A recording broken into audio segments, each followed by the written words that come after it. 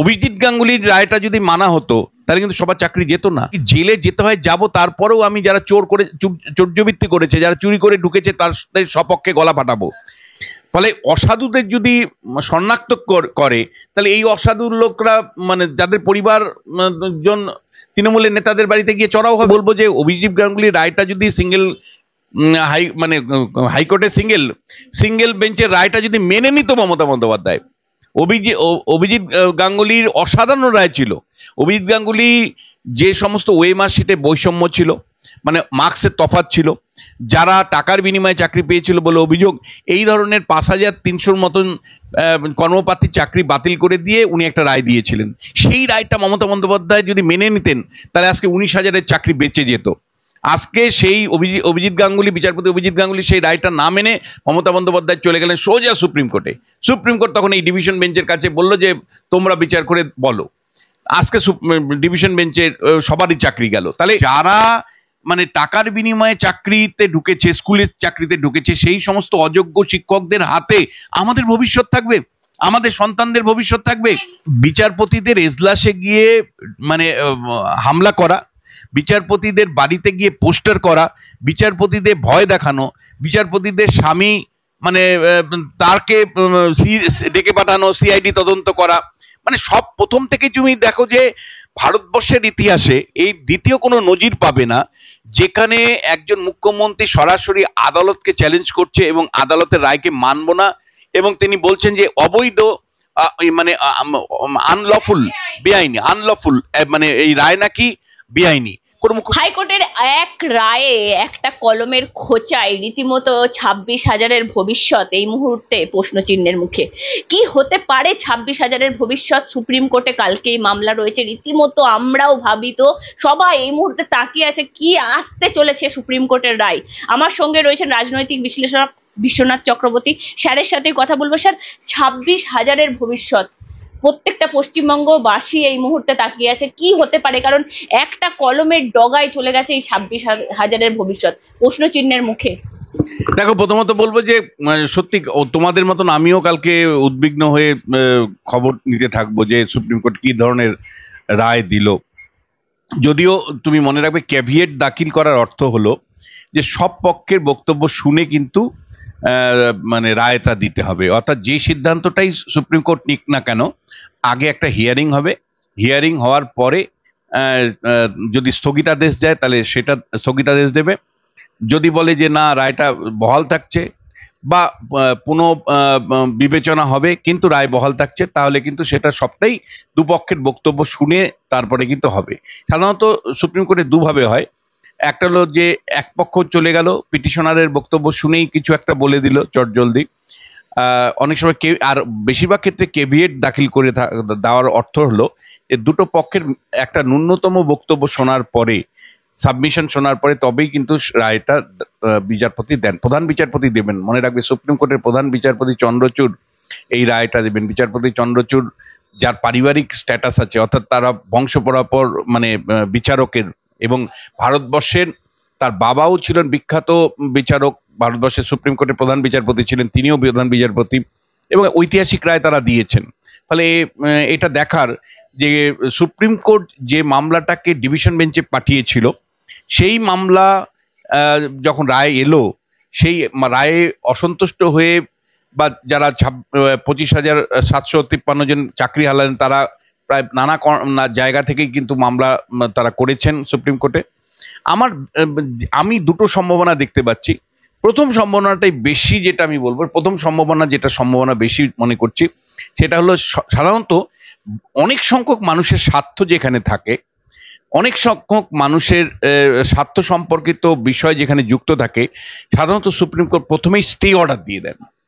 অর্থাৎ supreme court প্রথমেই বলে দেয় যে ঠিক আছে, আপাতত মানে স্টে দিয়ে দিলাম, এইবার শুনানি হবে, চূড়ান্ত বিচার হবে। হয়তো হাইকোর্টের রায়টাকেই বহাল রাখবে পরবর্তী সময়, কিন্তু আপাতত যাতে স্থিতাবস্থায় থাকে, অর্থাৎ যতক্ষণ পর্যন্ত সুপ্রিম কোর্ট পুনর্বিবেচনা করবেন ততক্ষণ পর্যন্ত স্থিতাবস্থা রাখা হলো, অর্থাৎ চাকরি কারো মানে যাবে না, স্টে দিয়ে দেওয়া। সেই স্টে দেওয়ার সম্ভাবনা নর্মাল মামলাগুলোর ক্ষেত্রে আমি দেখেছি বেশি হয়। কেন? কারণ বেশি সংখ্যক মানুষের স্বার্থ যেখানে যুক্ত আছে, সুপ্রিম কোর্ট মনে করে যে চূড়ান্ত রায় না দেওয়া পর্যন্ত স্থিত অবস্থা বজায় রাখাটাই হলো ন্যায় বিচার। এটা একটা দিক।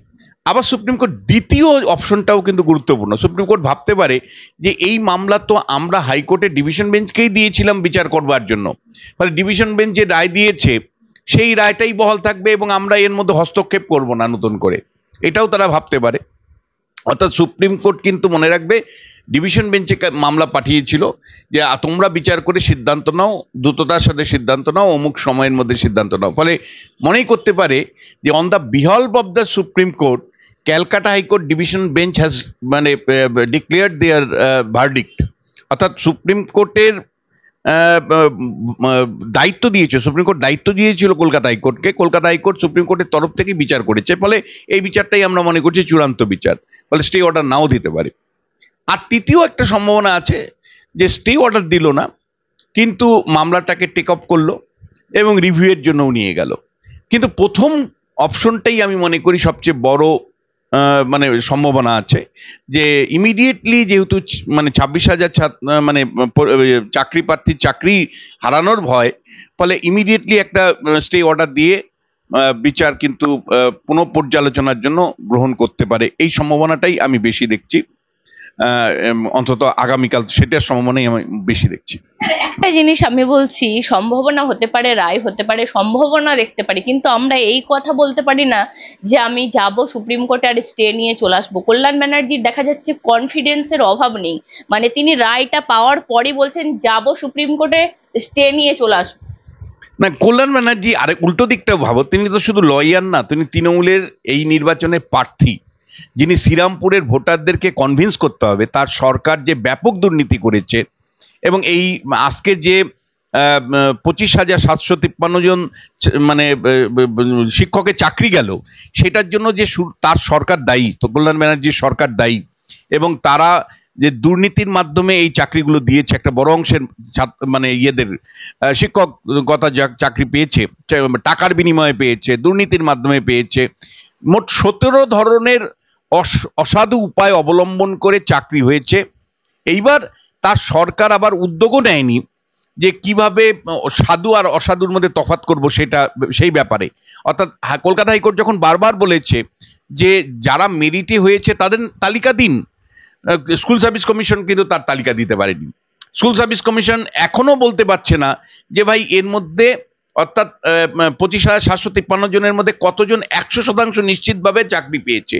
কালকেও আমি দেখলাম যে সংবাদ মাধ্যমে রিপোর্ট বেরিয়েছে, স্কুল সার্ভিস কমিশনের তরফ থেকে বলা হয়েছে এর মধ্যে অনেকের মার্কস বাড়িয়েও চাকরি পেতে পারে, অনেকে নানা অন্য অসাধু উপায়ে চাকরি পেতে পারে। ফলে আমি 100% নিশ্চিত হয়ে আমরা বলতে পারছি না যে সবাই, মানে যারা 19,000 চাকরি পেয়েছে, যাদেরকে আমরা মানে তথাকথিত সাধু উপায়ে চাকরি বা মেরিট ভিত্তিতে চাকরি পেয়েছে, সেখানেও আমার কাকড় থাকতে পারে, সেখানেও অসঙ্গতি থাকতে পারে। ফলে school service commission completely politically motivated হয়ে কলকাতা হাইকোর্টকে মানে হাইকোর্টে অবস্থান করেছে।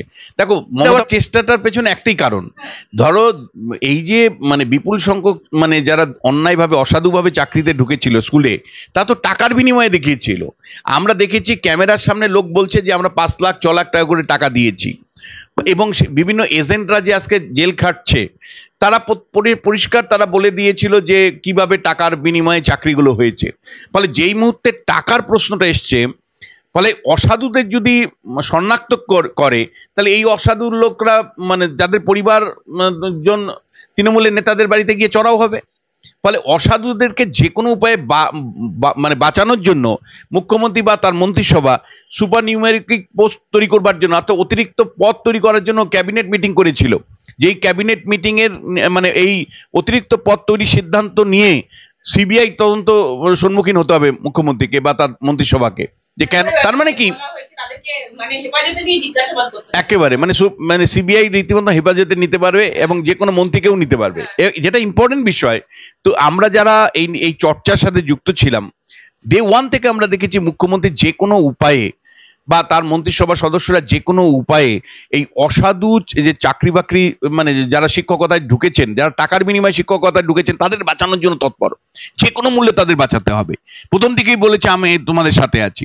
মানে একবারও উনি ভাবলেন না কতটা নিষ্ঠুর পরিহাস যে এই ছাত্র মানে আমাদের যে সন্তান তাদেরকে যারা পড়াবে তারা অসাধু উপায়ে পড়াবে। আমরা ক্যামেরায় দেখেছি তারা অঙ্ক করতে পারছে না, যখন ছাত্ররা জিজ্ঞেস করছে মাস্টারমশাই এটা কি হবে, তখন ওই মাস্টারমশাই রেগে গিয়ে ছাত্রকে মারছে। অর্থাৎ যারা মানে টাকার বিনিময়ে চাকরিতে ঢুকেছে, স্কুলের চাকরিতে ঢুকেছে, সেই সমস্ত অযোগ্য শিক্ষকদের হাতে আমাদের ভবিষ্যৎ থাকবে, আমাদের সন্তানদের ভবিষ্যৎ থাকবে। আমাদের মুখ্যমন্ত্রী একবারও ভাববেন না? টিচার থাকছে না, যে এই যে চাকরি ক্যান্সেল হচ্ছে, মুখ্যমন্ত্রী বলছেন টিচার থাকছে না, কে পড়াবে? বিজেপির লোক এসে পড়াবে। দেখো এইটাই মানে আরেকটা কৌশলের জায়গা মুখ্যমন্ত্রী নিয়েছেন, এবং এটা দেখার যে নির্বাচনের ফলাফল বেরোনোর পরে দেখার যে মুখ্যমন্ত্রী এই কৌশল কতটুকু কার্যকারী হলো। মুখ্যমন্ত্রী যেই মুহূর্তে ধরা পড়ে গেলেন যে তার সরকার মানে চর্যবৃত্তি করেছে, মুখ্যমন্ত্রী যখন মানে কলকাতা হাইকোর্ট যখন বলে দিল যে এই চাকরিগুলো বাতিল, এবং পরিষ্কার যখন একের পর এক নেতা মন্ত্রীরা জেলে গেছেন, মুখ্যমন্ত্রী দেখবে তুমি প্রথম থেকে ন্যারেটিভ যেটা তৈরি করতে চাইছেন যে এই আদালত বিজেপির আদালত, এই আদালতে যারা আসছে বিজেপির পার্টি অফিস থেকে আসছে, মানে কার্যত এই রাজনৈতিক বিচার, এবং বিচারপতিদের এজলাসে গিয়ে মানে হামলা করা, বিচারপতিদের বাড়িতে গিয়ে পোস্টার করা, বিচারপতিদের ভয় দেখানো, বিচারপতিদের স্বামী মানে তারকে ডেকে পাঠানো, সিআইডি তদন্ত করা, মানে সব প্রথম থেকে তুমি দেখো যে ভারতবর্ষের ইতিহাসে এই দ্বিতীয় কোনো নজির পাবে না যেখানে একজন মুখ্যমন্ত্রী সরাসরি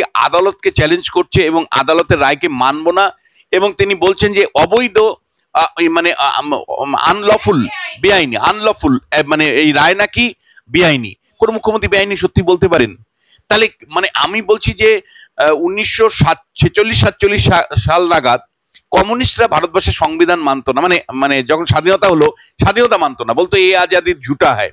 তার পরবর্তী সময়ে কমিউনিস্টদের মধ্যে একটা অংশ তারা বলতো যে ভারতবর্ষের সংবিধান মানি না, বুর্জোয়া সংবিধান ইত্যাদি। পরবর্তী সময়ে নকশালদের মধ্যে একটা অংশ তারা ভারতবর্ষের মানে মানে আজাদি মানত না, স্বাধীনতা মানত না, সংবিধান মানত না। তাহলে মুখ্যমন্ত্রী কি সেই রকম নকশালপন্থীদের মতন হয়ে গেলেন?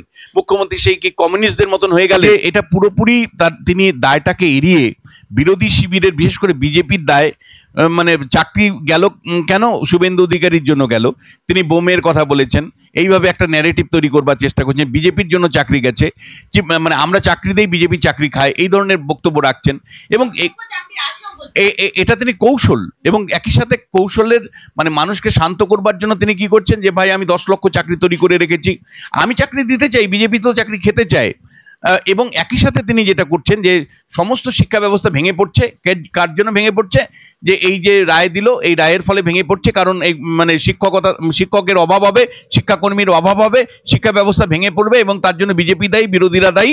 শুধু তাই নয়, অভিভাবকদের মানে তৃণমূলের নেতা কর্মীদের পরিবারের সদস্যদেরকে অভিভাবক সাজিয়ে বিভিন্ন গ্রামগঞ্জে তিনি প্রচার চালাচ্ছেন যে মানে এই শিক্ষা ব্যবস্থা ধ্বংস পেছনে বিজেপি দায়ী, শিক্ষকদের চাকরির পেছনে বিজেপি দায়ী। ফলে এন্টার দুর্নীতিকে যদি পজিটিভ টার্ন করিয়ে দিতে পারেন, ভারতবর্ষের ইতিহাসে বিরলতম নির্বাচনী একটা মানে প্রচার হবে যেখানে মুখ্যমন্ত্রী দুর্নীতিকে তার সপক্ষে নিয়ে গিয়ে ভোট করিয়ে দিলেন। এখন দেখার দিনের শেষে যে মুখ্যমন্ত্রীর এই প্রচার সত্যি কি শেষ পর্যন্ত ভোটাররা প্রভাবিত হন, ফলাফল সেটা বলবে। মুখ্যমন্ত্রী যে প্রচার চালাচ্ছেন তার এগেনস্টে যদি তুমি আমায় ব্যক্তিগতভাবে বলো, আমি বলবো যে বিরোধী শিবিরের প্রচার কিন্তু ঠিক মতন পৌঁছচ্ছে না। যদি দেখা যায় যে চাকরি দুর্নীতির কোনো প্রভাব পড়লো না ভোটের বাক্সে, তার সাফল্য মমতা বন্দ্যোপাধ্যায়ের না, তার ব্যর্থতা বিজেপি দলের, এটা পরিষ্কার করে বলা যায়।